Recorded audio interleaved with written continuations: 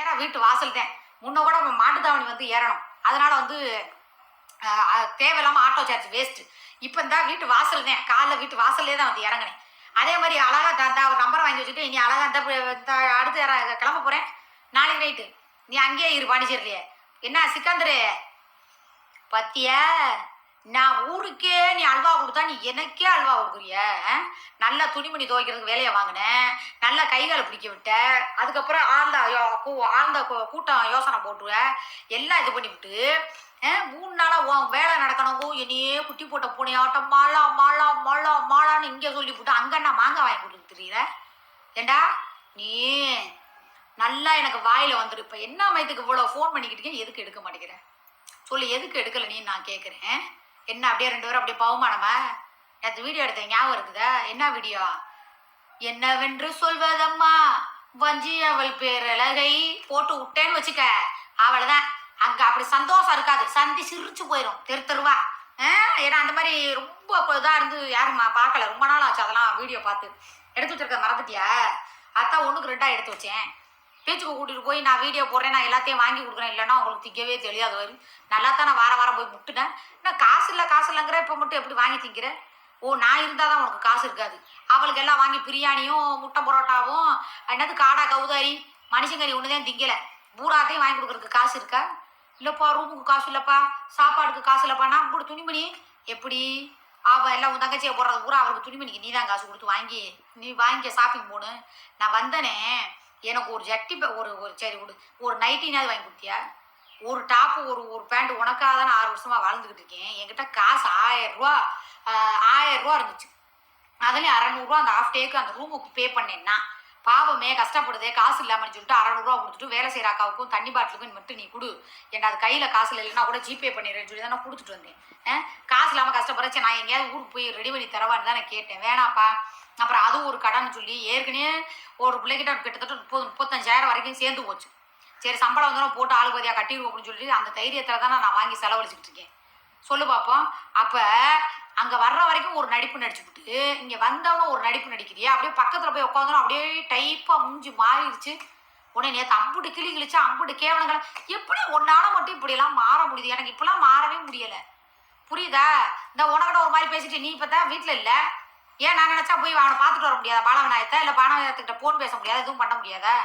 எனக்கு ஒன்று பிடிக்கலன்னா அது பிடிக்கவே மாட்டேங்குது. ஆனால் நீ மட்டும் எல்லாமே திணிசா மாறி புரிய எப்படி கேட்குறேன்? ஃபோனை எடுக்க மாட்டேங்கிற. பிள்ளைகளா கோவிச்சுக்காதீங்க, நசமாக சொல்கிறேன். நான் பாண்டிச்சேரி நைட்டு கிளம்ப போகிறேன். இந்த தலைக்கு வேற எண்ணெயெல்லாம் வச்சுருக்கேன் சரியா? அதனால் ஒரு 2 நாளைக்கு ஊறட்டும். ஐயோ, அந்த உப்பு காற்று பட்டது மூஞ்சியெல்லாம் ஒரு மாதிரியா. உடம்பு போட்டானா என்னடி என்னமோ எனக்கு உடம்பு வந்த மாதிரி ஒரு ஃபீலிங்கு. காலையில் வயிறு பசி, மேகம் வேற போடமா. இங்கே வாங்க, இப்படி கிடந்தா எவளுக்கு வெளியே போக தோணும்? அங்கே வெயில் பட்டைய கிளப்புது, இங்கே மழை போடும், நல்ல கிளைமேட் சூப்பராக இருக்குது. வீடெல்லாம் தான் அப்படியே கிடக்கு, எதுவும் இது பண்ணல, அப்படியே இருக்குது. அதனால் நான் என்ன சொல்கிறேன், நான் போய் சாப்பாடு வாங்கிட்டு இங்கேருந்து கடைக்கு போகும் யாரும் இல்லை. காலையிலேயே ரேபிட்டோக்காரவங்களை கூப்பிட்டா எல்லாம் பிஸியாக இருப்பாங்க. ஏன்னா காலையில் எங்கள் இதுக்கு இல்லை. இந்த வண்டி எடுத்துகிட்டு போனோம்னா நம்ம சூரியன் மிஸ் இருக்குது, இந்த ஏற்ற மாதிரி கடை இருக்குது, எதையோ ஒன்று சாப்பிட்டுட்டு படுப்போம். என்ன 12 மணினா சாப்பாடா வாங்கி போடலாமேன்னு பார்த்தேன். அது வரைக்கும் பசி தாங்கமான்னு தெரியல. பால் கூட இல்லை, இல்லைன்னா விட்டோம்னா காப்பி என்னாவது குடிச்சிருப்பேன். காலையிலேருந்து ஒரு அக்கறையாக இருக்கிறவன் ஃபோன் பண்ணி என்னப்பா போயிட்டியாப்பா, காப்பி குடிச்சியா, சாப்பிட்டியா, என்ன ஏதுன்னு கேட்பானா கேட்க மாட்டானா? சொல்லுங்க பார்ப்போம். அப்போ எப்பேற்பட்ட ஒரு சுயநலவாதியாக அந்த சிக்காந்தார் அப்படிங்கிற வாழ்கிற சொல்லு. இங்கிட்ட ஒருத்தி வந்து உட்காந்துக்கிட்டு என்னடி பாண்டிச்சேரியில் போய் வாய்ப்பாடம் படிச்சியா அந்த வாய்ப்பாடம்லாம் நீ நான் அவனை தாண்டி நல்லா ஒரு வாழைக்காயில் பச்சி போடுவீங்களாமே? அப்படியா? நேந்திர வாழைக்காயில் தான் 2 பேரும் பச்சி போடுவீங்களா? எப்போ பார்த்தாலும் அது என்ன வாய்ப்பாடம் கருமம். ஓ, வாய் பெருசாக இருக்கும்போது எல்லாரும் கேட்டாங்க, இதென்னாக்கா டெய்லி 4 நேந்திர பழத்தை ஒன்றா சாப்பிடுமாக்கா? நேந்திர பழம் தான் அக்காவுக்கு ரொம்ப பிடிக்கும் போல. ஏன்னா இருக்கிறதுல நேந்திர பழம் தான் நல்லா ருசியாக இருக்குமா, பெருசாக இருக்குமாம்ல. அதனால் ஒரே வாயில் 4 நேந்திர பழம். சரி விடு, நீ சொன்ன மாதிரி இருந்தால் கூட யார் ஒருத்தனுக்கு வாழ்கிறவன் தானே. நீ யாராருக்கு படிச்ச? நாங்கள் நான் 3 நாளில் இருந்ததுக்கே வாழைக்காய் பச்சி போட்டியான்னு கேட்குறியே. நீ சொந்த ஊரே அதுதானே, அப்போ நீ என்ன டெய்லி பச்சி போட்டிய? யாராருக்கு பச்சி போட்ட வாழைக்காய் பச்சி? வாயிலே பச்சி போட்ட.